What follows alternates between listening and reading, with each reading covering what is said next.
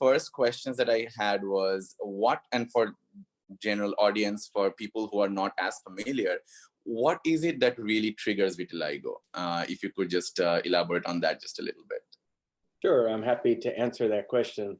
You know, vitiligo is very interesting in that it's caused by the immune system, and your immune system, which lives in your lymph nodes, your spleen, your bone marrow, is producing millions of cells, specifically CD8 positive T cells. And those T cells are designed to do one thing, and that is to kill your melanocytes in vitiligo.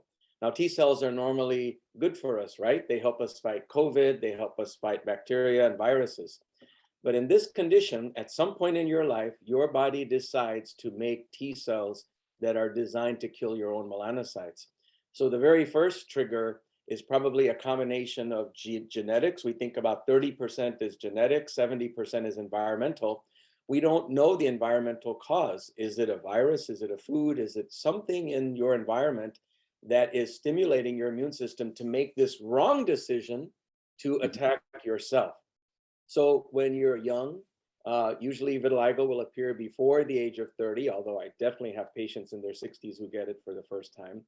But when you're young, something will happen. For example, you'll fall down, you'll scrape your knee, and then your immune system will be triggered to start making those T cells. So now you have millions of these T cells in your blood circulation. So the next time that child falls down and scrapes the skin, the immune system's job is to come in and patrol any injury, any abnormality in the skin. It is looking for viruses, cancer, any foreign body, because that's its job. Well, guess what? It brings those bad T cells in with it.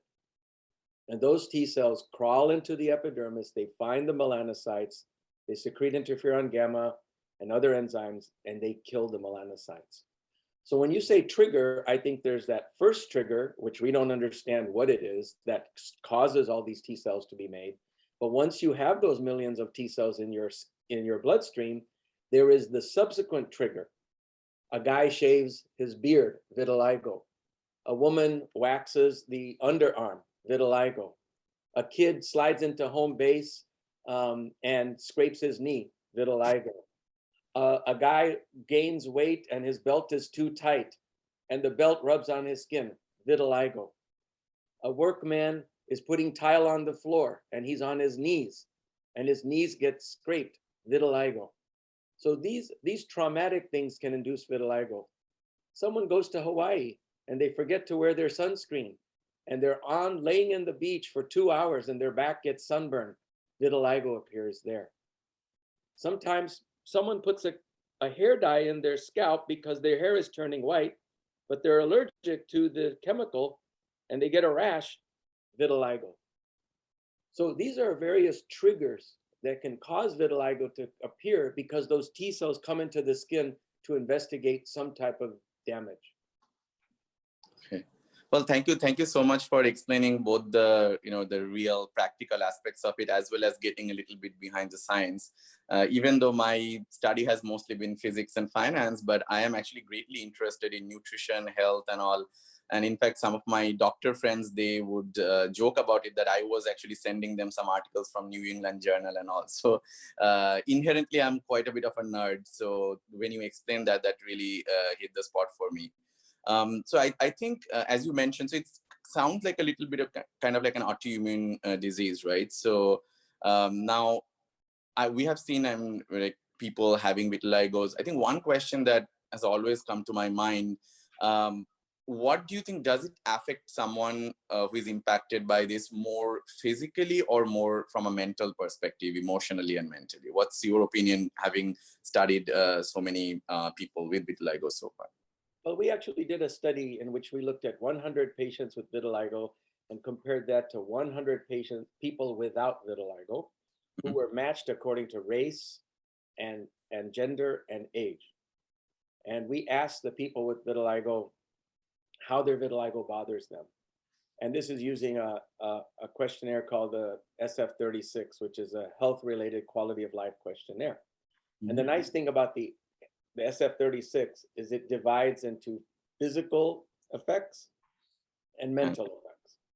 And what we found is that the physical effects of vitiligo were no different than normal individuals.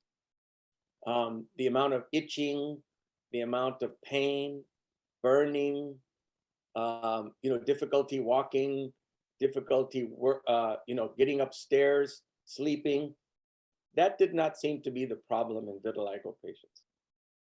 But the mental component was huge. The effect on the mental health of the individuals was just as bad as congestive heart failure, asthma, certain cancers, psoriasis. The only one that was worse than vitiligo was major depression, which some of these patients get anyway. So I think the answer to your question, there's a huge effect on the mental health of individuals who are affected with vitiligo. Thank you for sharing that. And I think this probably tells us that why we need to do more regarding this. And I really applaud Shirin, the kind of work that she's doing. And thank you so much, Dr. Tu, also for collaborating with her on this. Instead of blabbering, and I know that there are other guests on the call, I'll just probably ask one last question and then I'll stop so that everybody else can get the floor. So I already mentioned that one of my huge interests have been in nutrition and in that field. One thing I wonder, even though you already mentioned that 30% of it is probably genetic and then 70% non-genetic, but still, I think one question that I had, is there any correlation or connection with food or nutrition and vitiligo? Or in other words, do you think certain types of diet or food can trigger or lower the extent of vitiligo that someone might have? We have been studying vitiligo in thousands and thousands of patients for decades now. And we have not seen a correlation between a particular diet, a vegetarian diet versus non-vegetarian diet, or a higher severity or incidence in people who live, let's say, in India versus people who live in, let's say, France, who have a different diet. We don't see a difference in terms of those aspects of vitiligo. I think that if it had been diet, it would be very obvious by now. So we would see, for example, that everybody who ate a fish-based diet or shellfish-based diet, they had worse vitiligo than cultures where they don't eat any fish at all. We don't see that. We're not seeing that. Now in India, there is a huge history of dietary manipulation to help your vitiligo. What is the source of that? Well, I'm not an expert in the ancient Indian physician writings. However, I do know that the ancient physicians did the best they could, right? They would see someone whose body felt hot and they would say, you need to give them something cool. They would see someone whose body felt cold and they would say, you need to give them something hot. They would see a patch that is white and they would say, you need to avoid anything white that you give them because it could make them more white. Now, these are like milk, for example. Don't give them milk because it'll be white. Now, I'm not criticizing these individuals as being ignorant. These are people who are trying to help the best they can 2,500 years ago, okay? However, now we have to understand that if we don't use the scientific knowledge that we have now, and we keep using the knowledge that's been passed down from generations, and we then force that younger people to change their diet, especially children, to reduce their nutrition, which would potentially have bad health results, I think that's something that we really should look at more carefully and not do. And I'll just give you bloodletting as an example. Bloodletting was very commonly done for hundreds of years. It was thought that if a person was sick, if you let the blood out, then all those bad things in their blood would come out, bacteria or toxins, and they would get healthy. Now we know that if you have bacteria in your blood, taking out blood is not going to get rid of the bacteria.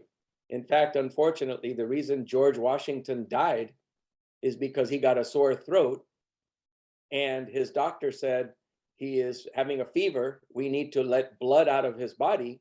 and they took 80 ounces of blood out, which is 3 quarts of blood out of his body, and he died. So I guess what I'm trying to say is when you hear people say, don't eat citrus, don't have fish with milk, don't have gluten, don't have this and that, the other, if this is based on ancient writings that are in some ancient books that are 2,500 years ago, we shouldn't criticize the doctors from that time. They were doing the best they can, but we should use our current knowledge to treat the person correctly and give dietary advice. Now, having said that, I do believe that antioxidants are good for patients with vitiligo because we know that free radicals in the skin can stimulate vitiligo. So I think you can get antioxidants very nicely from your diet, green leafy vegetables, fruits, and a handful of badam, nuts. You know, you can get your vitamins and your antioxidants that way, but you shouldn't exclude all these things from your diet, especially if you're a growing child when you have vitiligo.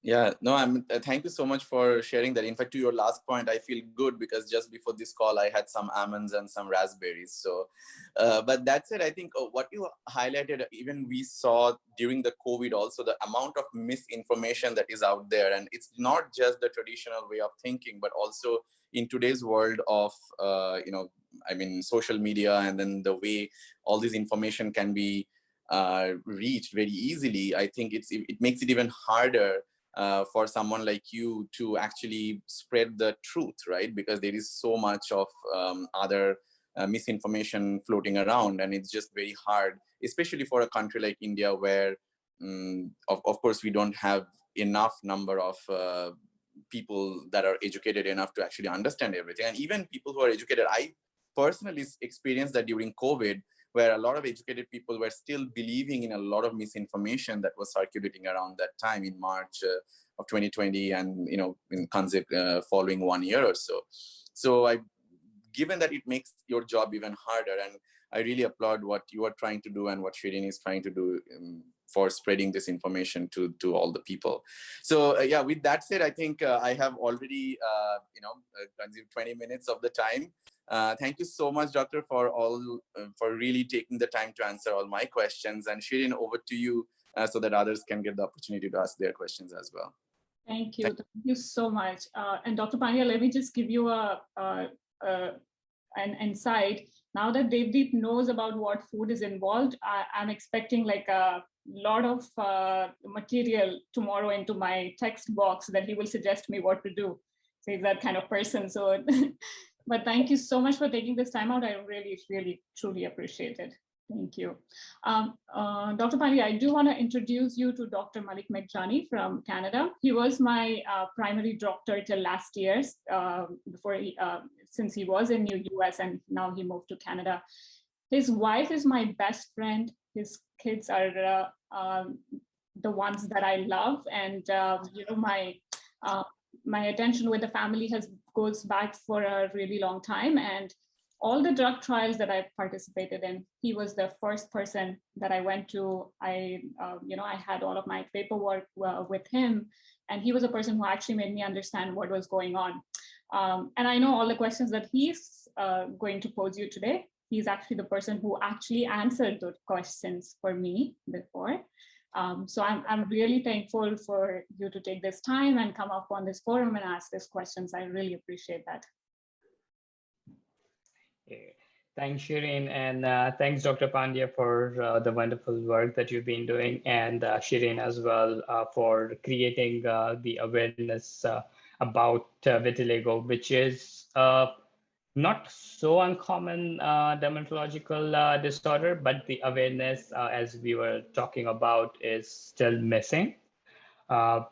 Building up on the discussion, at least when I was there in the call, you mentioned about the role of T cells in the pathogenesis of vitiligo. So is the T cell suppression a part of therapy for vitiligo, and how does that work? Yes. So since if you have a new lesion of vitiligo, if you biopsy the skin, you will see hundreds of T cells infiltrating the epidermis, and they're not supposed to be there. So one of the pillars of treatment is to remove the the T cells from the skin. It would be nice to remove the bad T cells completely from the body, but we have not figured that out yet. It's difficult to remove the bad part of the immune system without removing the good part of the immune system. And right now, the only medications we know of that will remove the bad T cells will actually affect the good T cells. These are almost like chemotherapeutic type of medications. But unfortunately, the stigma of vitiligo is so high in certain parts of the world that there are some patients who actually do take immunosuppressive, very strong immunosuppressive medications to kill all the T cells in their body in order to treat their vitiligo. But what we do here in the United States, as well as most doctors in the world, we focus on removing the T cells from the skin. And so we do that with topical creams, whether they're topical steroids or topical calcineurin inhibitors like tacrolimus and pimecrolimus, and then the new JAK inhibitors, Janus kinase inhibitors. And then for patients who have active disease, in other words, you can see confetti-like lesions on their skin, or you see lesions with blurry borders, which are called trichrome lesions, or you see Kebner lesions where you get a scratch and you get the lesion. Those patients who have actively progressing disease, we give oral mini-pulse steroids. Now, oral mini-pulse steroids were studied most in India, and they found that certain steroids like dexamethasone, given just 2 days a week, can very much control vitiligo if you give it for a few months, as opposed to other steroids, which can control but have more side effects. So the answer is yes, we want to remove those T cells. We do it with topicals, and we do it with oral steroids right now. There are oral JAK inhibitors that are being studied. 2 actually are being studied right now. So in the future, we hope that those oral JAK inhibitors will remove it from the skin. And hopefully sometime in the future, we will have research that will allow us to remove those T cells from the blood and bone marrow as well. Thank you so much for that explanation. Again, based on the pathogenesis, because it is an autoimmune disease, is there any association between vitiligo and other autoimmune diseases? Yes, about 50 genes have been identified to be associated with vitiligo, and the majority of those genes are also associated with other autoimmune diseases. And so there are over 60 autoimmune diseases that have been discovered. And so patients with vitiligo, about 15 to 20% of them can have autoimmune thyroid disease. And then 5% or less have other autoimmune diseases, whether it's ulcerative colitis, alopecia areata. I mean, there are so many autoimmune diseases that have been associated with it. But the only one that I really think that needs to be monitored, like with blood test every year, is to look for thyroid disease with the TSH. The others, I think, if patients develop symptoms of arthritis, for example, or bald patches in the scalp, or other type of symptoms, diarrhea, etc., then tests can be done for those other autoimmune diseases. But I don't think it's necessary to do those in advance to look for those diseases. The only one that you should do in advance is for thyroid disease. And they are genetically linked. However, I think it's important to say that treating your thyroid will not help your vitiligo. Treating your vitiligo will not help your thyroid, because the thyroid disease is done by antibodies, and the vitiligo disease is actually mediated by T cells. So I know Shirin only allowed me 3 questions, but I asked 2 because one you already answered. So I'll ask another one based on your response on the previous question. You mentioned to monitor for the thyroid disease once a year using the TSH, but in my experience, there have been cases where we monitor TSH and they are normal, but the anti-TPO would be positive. I do treat those patients if it is positive and if they are symptomatic. So would you recommend to check the anti-TPO on a yearly basis or just the TSH?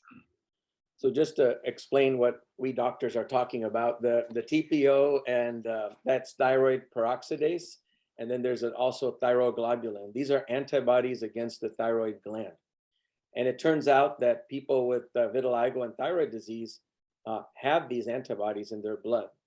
but a large percentage of people with vitiligo and not vitiligo have these antibodies and never develop thyroid disease their whole lives.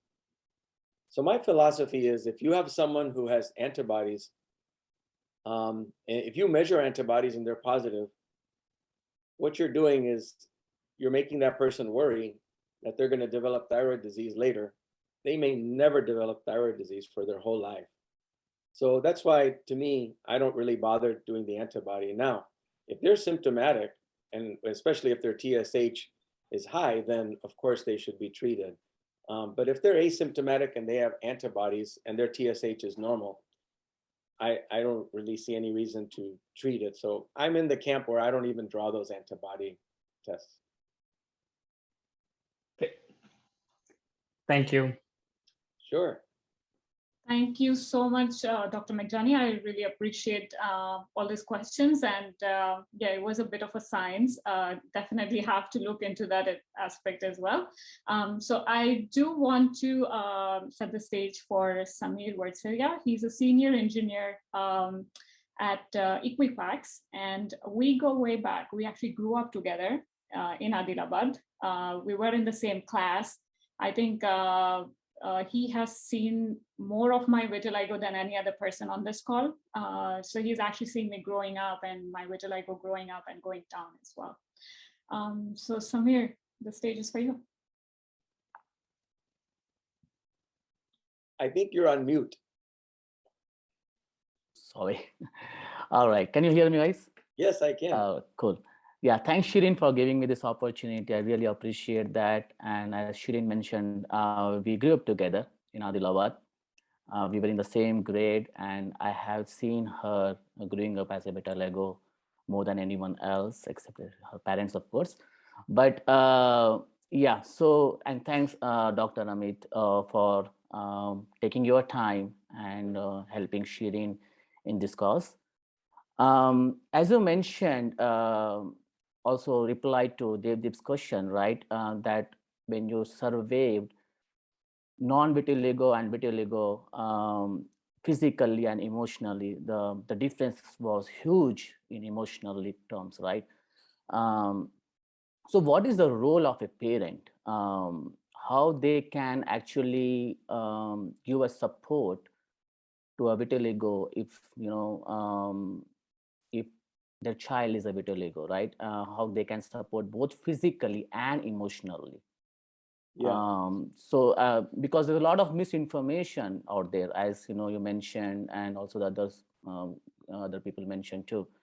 So how can, because they are still kid and they will, you know, get this information sooner than us. So how can we protect them? So are you saying if you are a parent and your child has vitiligo, or if your child has a classmate with vitiligo, how to counsel your child? I would say both. Yeah. So if a classmate has a vitiligo and if my child itself has a vitiligo, Right. you know, Right. how can we support them?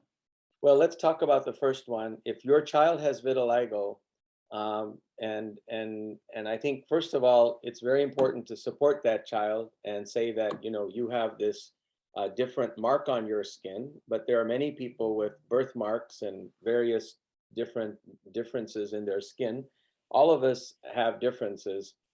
We have different hair, we have different noses, we have different faces. You happen to have these spots which are different than other people, but that doesn't mean that you're abnormal, because everyone's different in some way. The next thing is to say that is to try to find out, basically talk to the child based on what the child needs at that moment. In other words, some children are not bothered by it very much, but the parents are so bothered about it, they give a long lecture to the child, they're crying and they're upset, but the child is not. So rather than do that, it would be good to say, how do you feel about it, you know, to the child? And if the child says, it doesn't bother me, then go about your treatment, you know, maybe on a more kind of like a gentle way in terms of treatment. But if the child said, you know, today Tommy made fun of me and I wish I didn't have this on my face, then you start saying, okay, well, how do you feel about having this on your face? And What about it bothers you? And what do you think about treatment? The doctor said that we're supposed to use the cream, but he also said that you could do phototherapy. Do you feel like you would like to do phototherapy now that Tommy is making fun of you and you want to get more aggressive? Basically talk to the child based on what the child brings to you.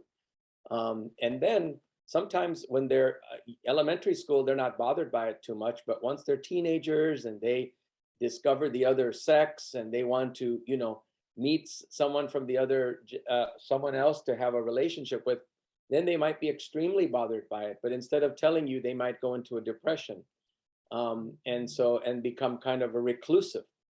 So in those situations, you or perhaps other people around them need to kind of dissect out what it is that's bothering them. And during that time, they might want to be even more aggressive with treatment. They might want to have surgical treatments or something that would be painful to a 7-year-old child. A 17-year-old might say, no problem, go ahead and do it, because I would like to get that improved. So that's one thing that I would say about how to deal with the child who has that.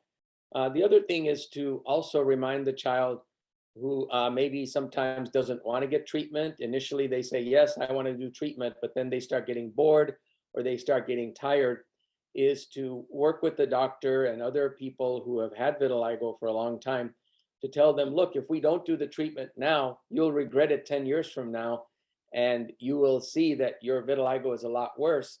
And you'll ask me, Mom, why, I was only 7 years old. Why didn't you convince me to do it? Because look at me now. If I would have had the treatment back when I was 7, I would not look the way I look now.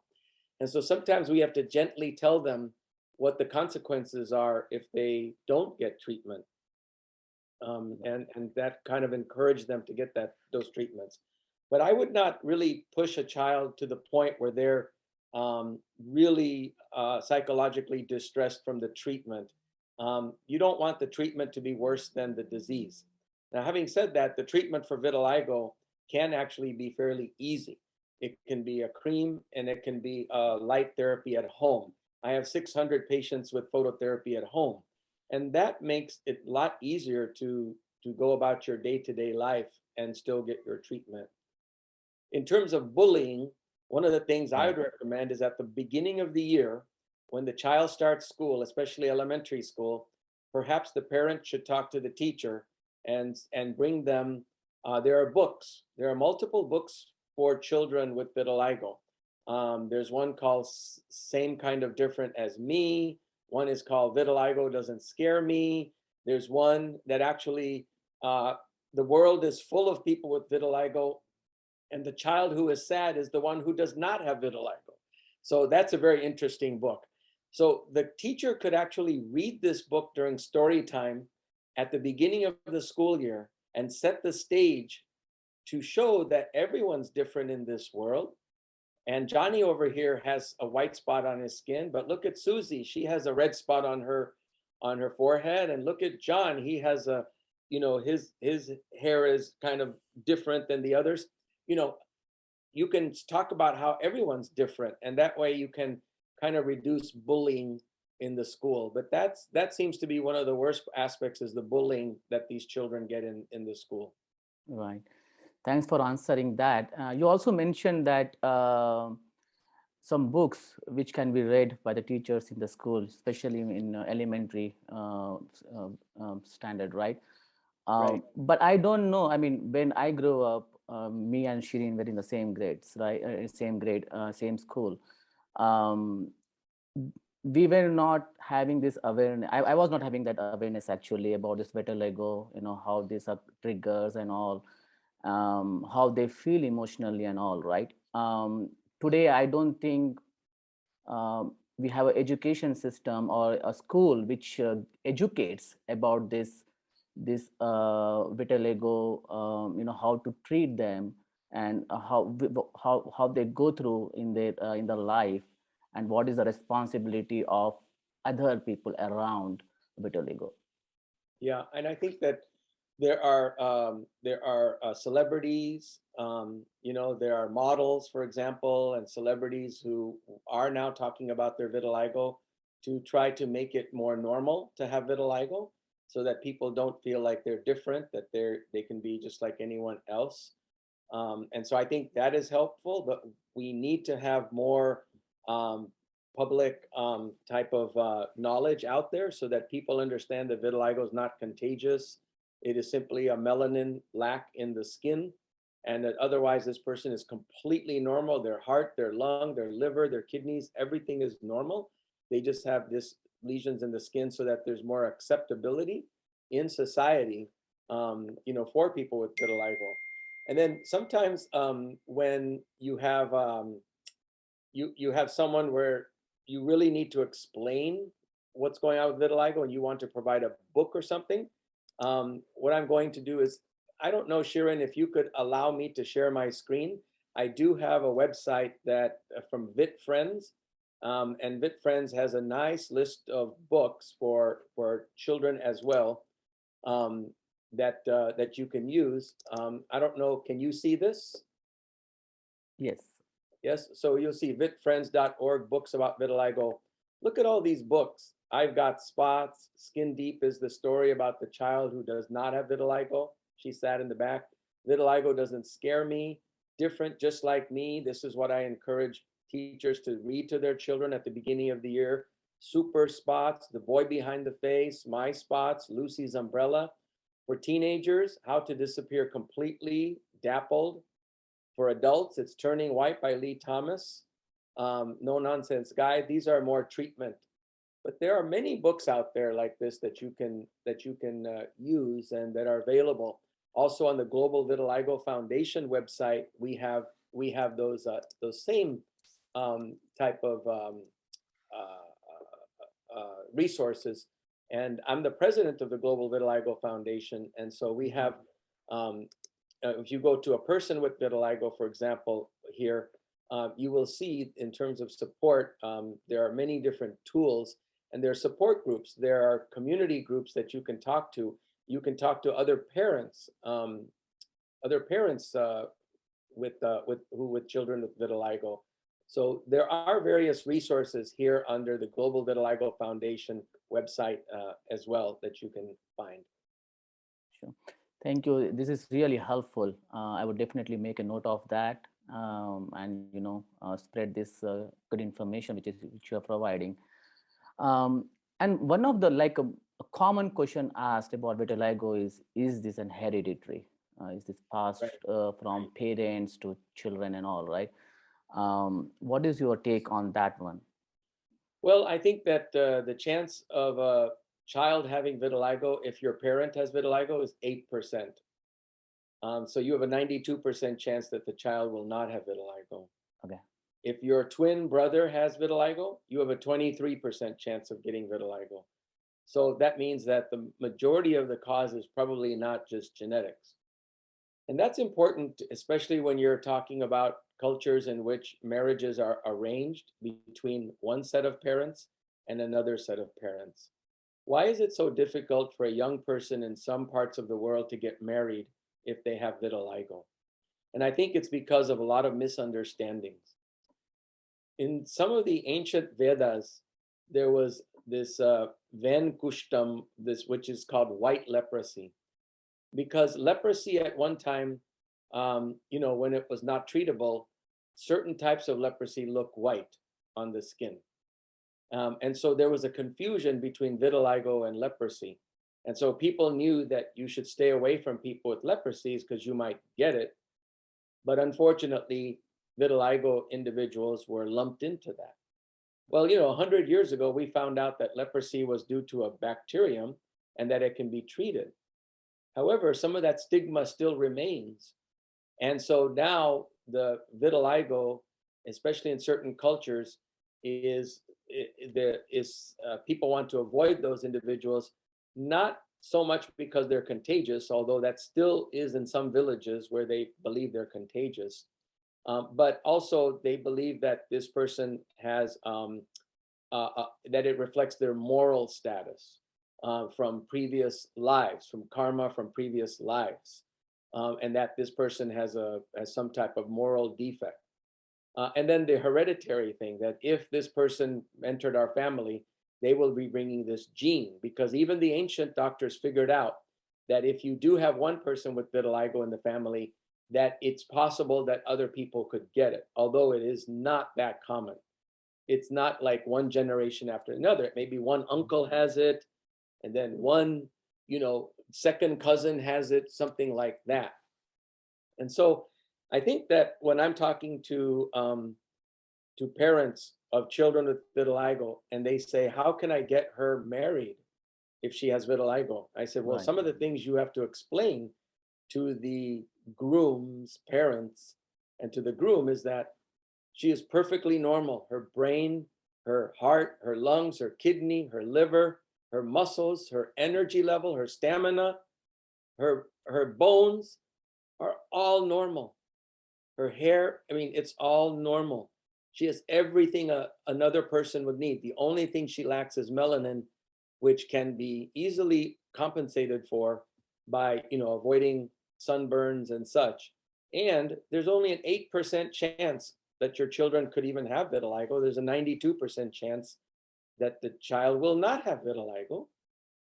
And it is not contagious. Nobody will get vitiligo from this individual. And that you should be looking at other character traits rather than simply this melanin lack in the skin. That's what I tell the parents to talk about. Got it, got it. Thank you so much. This was really informative, and some of the things which I didn't know, so I came to know from you today. So really appreciate that. Shireen, I think yeah, over to you, and thank you so much for having me here. Thank you. Thank you. Dr. Pandya, you can see that we all come from a very different spectrum. And not only that, my colleagues, my friends are learning this, but there's so much that I am learning for the first time about vitiligo too.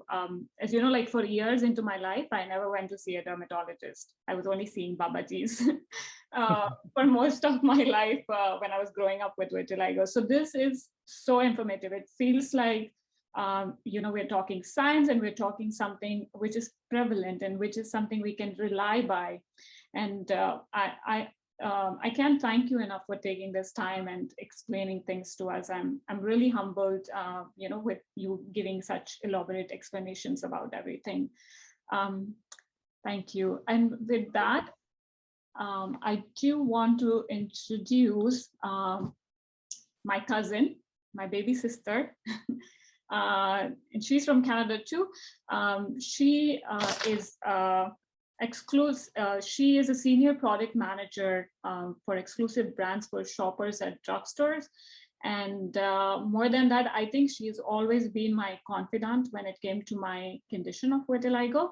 And I think we, at a lot of spheres into our life, we learned about vitiligo together. And I think we have grown up together into the sphere of vitiligo, and that's why I wanted her to be part of this today. Over to you, Akshan. Hello, Dr. Pandya. It's so nice to meet you, and thank you very much for doing this. I think, just ever since I was a kid, I've grown up with Shireen Didi and always seen her journey both internally within the family, but also the way that she dealt with the outside world and her perception of the outside world, living with the condition, but also the outside world's perception of her, and just people just looking at her just at surface level, just at skin level, and not seeing what is beyond that. So I really liked some of the suggestions that you gave in terms of the books. The titles were so relatable, and I'm sure what is inside the books will also be. So that brings me to my first question is, so I'm a mother. I have a 4-year-old child. I would really like to just get some information about you as to how do I educate my child about people with vitiligo? How do I explain it to him so that he sees it as something that's so very normal? Right. I would say, okay, I'd say, oh, look at that person, mommy, in the grocery store. What's that white stuff on their face? Mm-hmm. And that would be a time for you to have a little educational session, with your child, and say, well, mm-hmm. They're just different. They're different from other, but look at that guy. Do you see that tattoo on his arm? That's different than anybody else. Oh, look at that guy. He has a red hat, but the other guy has a brown hat. So those are different. And look at that guy. He's really tall, but he's walking with that really short guy. And if you notice, what's different? And you can even say that. What's different about him? He's tall. What's different about him? He's short. What kind of hat does he? And so then your child will say, oh yeah, that's true. And that person has red hair, and that person has blue hair. And, you know, and this person has a ring in their nose, you know, and then you say, okay, that's true. And so what about that person? Well, they just have white spots, but did you notice everybody else has differences? He goes, yeah, well, this person just has a different color of their skin, but otherwise they're just like you and me. And so that would be one way to do it. And that book that I showed you, Same Kind of Different as Me, that goes into it much better than what I just explained. That would be a very nice book to speak to your child, to read to your child. And then your child will realize that we should embrace our differences and not single them out to make those people with those differences feel uncomfortable. Great. I love that. I love that. Yeah, you've articulated that in such a relatable manner, something that really a 4-year-old can understand. So Yeah, thank you very much for that. Yeah, and the other thing I would say is, especially if the other person's embarrassed, like at the grocery store, your child innocently points to that person and says, look, look, look, look, and the person feels so ashamed and they walk out of the grocery store, to say that, what if you had something, what if you had like a bad haircut or something happened to you and people went, look at that boy, look at that terrible haircut, ha ha, how would you feel about that? And then that way they understand what the person with vitiligo might be feeling in their heart by other people making fun of them. Yep, I love that. Yeah, making them walk a mile in their shoes. Right. Yeah, yeah, great. So that just brings me to my next question, my last question, because Didi had given me 3 questions and we've sort of targeted both 2 questions in one. So that brings me to my last question, which is, how do we encourage more discussion about vitiligo within our family and within my child's peer group? Because there is, like other people were also saying on this call, this is something that is not even thought about. Like, I wouldn't even say it's a taboo, but it's just something, because it's not a very common condition that you see, in a lot of people.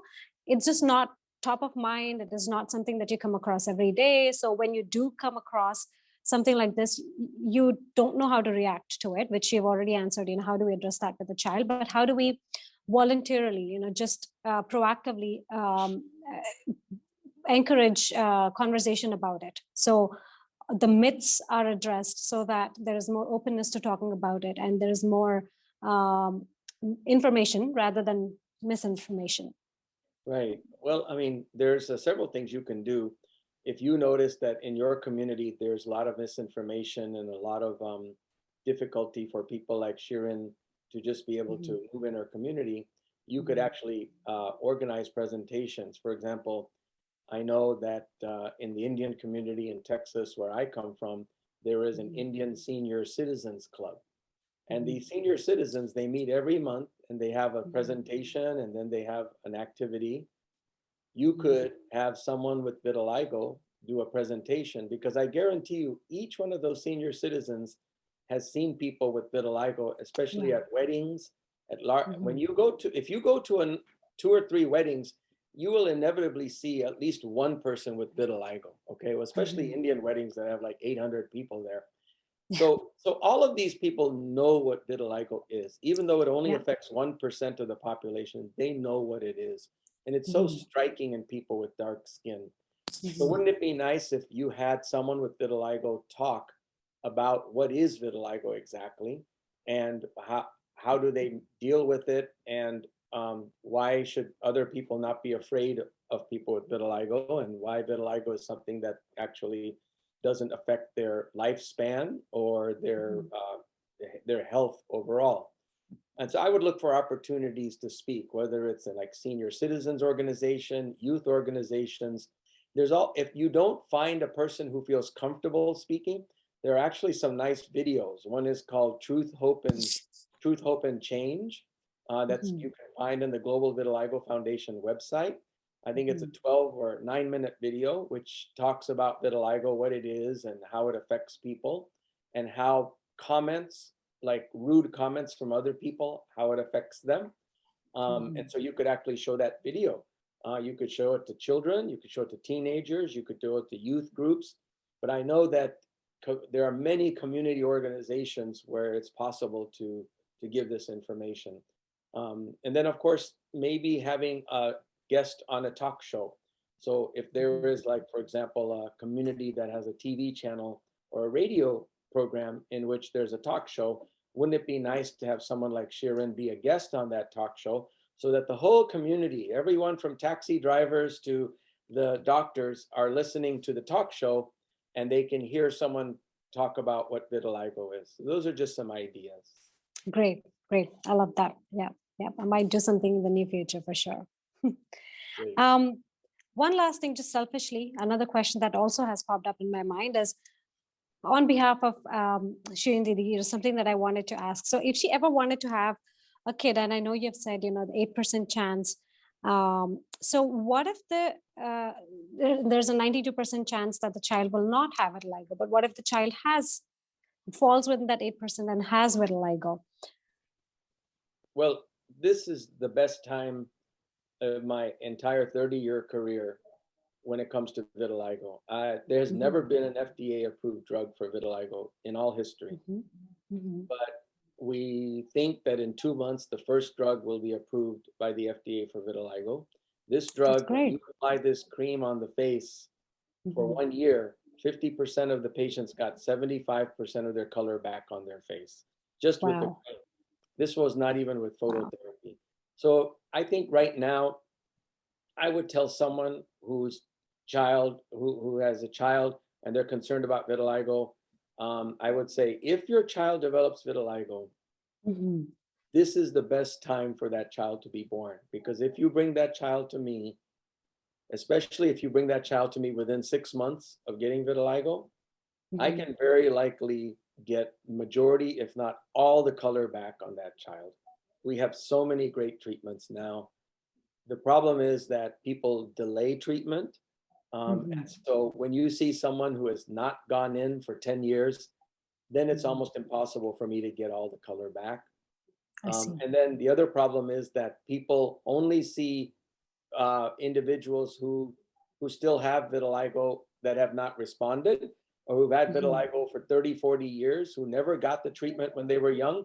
And then they assume that they will not respond to vitiligo because they see people who did not get the proper treatment or who've had it for so long, they went too late to the doctor.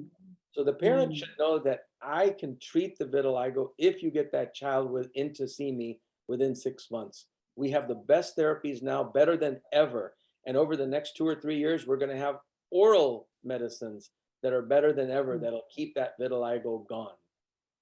That is amazing. And I think you guys, Shirin Didi, and you with and her with your support, I think this various initiatives that you're taking to just raise awareness is going to help. I'm sure there'll be at least one child who will benefit from this, where parents will know that they have to bring in the child to the doctor as early as possible, as opposed to, what we have seen in our generation, what we have seen back in India is just people assuming this is what it is. This is something you just have to live with, and they don't do anything about it. So I'm just so glad that we are taking, this sort of an initiative where this awareness can probably help at least one child. So thank you very much, both of you, for this. This is fantastic. Thank you. Thank you so much, everyone. And Dr. Pandya, I really thank you for all your insights and the information. I did want to ask you one more question. I know that we just have 4 more minutes on the call, but if it is okay, I would personally like to ask you something related to treatments. So I know there are JAK inhibitors that are coming into the market. Would you elaborate on what are the other available treatments if someone with vitiligo was looking for a cure, or just getting a treatment for vitiligo? If you develop vitiligo and you come see the doctor within, let's say, 1 or 2 years, the doctor is likely going to give you a cream to get rid of the T cells in your skin. They might give you a short 3-month course of steroids on the weekends to help get rid of those cells. And then that doctor might ask you to come into his office to get phototherapy, where you stand in a light box, which is completely safe light. It's actually like sunlight, but it's safer than sunlight because it's a very narrow spectrum of light. And it's not radiation like X-ray radiation. It's simply like sunlight. And he'd ask you to come in Monday, Wednesday, and Friday. And in 3 months, 25% of your color will be back. 6 months, 50% of your color will be back. And in 9 months, 75% of your color will be back on average. That is typically what we do. Now, having said that, with the new JAK inhibitor creams, we think those percentages will be higher at 3 months, 6 months, and 9 months. And so those treatments right now are available. The new JAK inhibitor creams actually are already being compounded. So those are the typical treatments that we would do. Now, in the future, we're hoping to have an oral JAK inhibitor in which you just take 1 or 2 pills per day, and you get your phototherapy to get the color back. But then once the color comes back, you keep taking the pills and the vitiligo doesn't come back.